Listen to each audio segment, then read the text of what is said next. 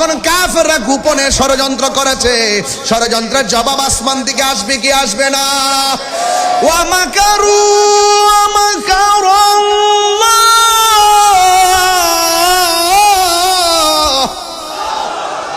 ওয়াল্লাহু খায়রুল মাকিরিন।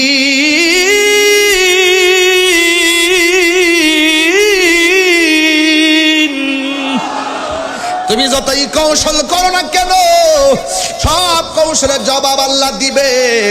ওমা ইয়ানতিকু আনিল হাওয়া ইন হুয়া ইল্লা ওয়াহিয়ুন ইউহা। নবী আমার নিজের মন গড়া যুদ্ধের মাঠেও যায় না, নবী আমার মন গড়া শরীয়তের কোনো কথা বানায়ও বলে না। নবীর কথা হাকিকত কার কথা? ও বন্ধু, আল্লাহ কয় ও বন্ধু, এরা আপনাকে মারার জন্য তারা ষড়যন্ত্র করেছে, আর দেরি করবেন না, দ্বিতীয় যুদ্ধের জন্য প্রস্তুতি গ্রহণ করেন। চিৎকার মেরে কি আল্লাহু আকবার বলা যাবে না? এবার নবী প্রথম যুদ্ধ জয়ী হলো, দ্বিতীয় যুদ্ধের জন্য সাহাবায়ে কেরামকে বলল। বলার পরে এক সাহাবীকে নবী জিজ্ঞাসা করে, এ সাহাবী, আল্লাহ তো বলছে আবার তাদের বিরুদ্ধে ময়দানে যাওয়া লাগবে, তুমি যাইবানি? সাহাবী কয়, নবী গো, আপনি বললে আর কোনো দেরি নাই। আল্লাহর বিধান বানার জন্যে, নবীর হুকুম পালন করার জন্যে আমাদের জীবনটাকে আমরা কুরবানি করে দিব। এক সাহাবীকে ডাক দিয়া কয়, সাহাবী, তুমি হকের জন্যে যদি আমরা জিহাদের ময়দানে যাই, তুমি কি দিবা?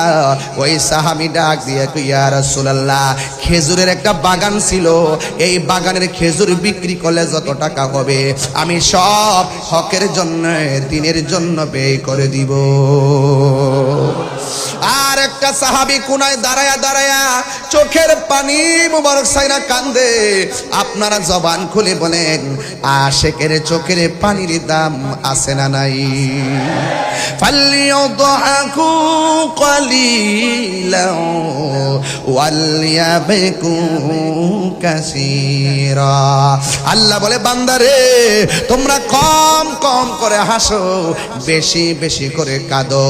আজকে কান্নাকাটি করে বাড়িতে যাবেন, চোখের পানি মায়ের জন্য ফালাবেন, চোখের পানি বাবার জন্য ফালাবেন। এই গোরস্থানটাকে বুকে লই আমি গুনাহগার ওয়াজ করতেছি, একদিন তো এই গোরস্থানের মাটিটাই আমার নূরুন নবী ভাইয়ের জন্য আপন হয়ে যাবে, হাশেম ভাইয়ের জন্য আপন হয়ে যাবে। আমি গুনাহগারও কবরের মধ্যে নামায়া দিবে। আজকে হাজার হাজার মানুষ আমি আসছি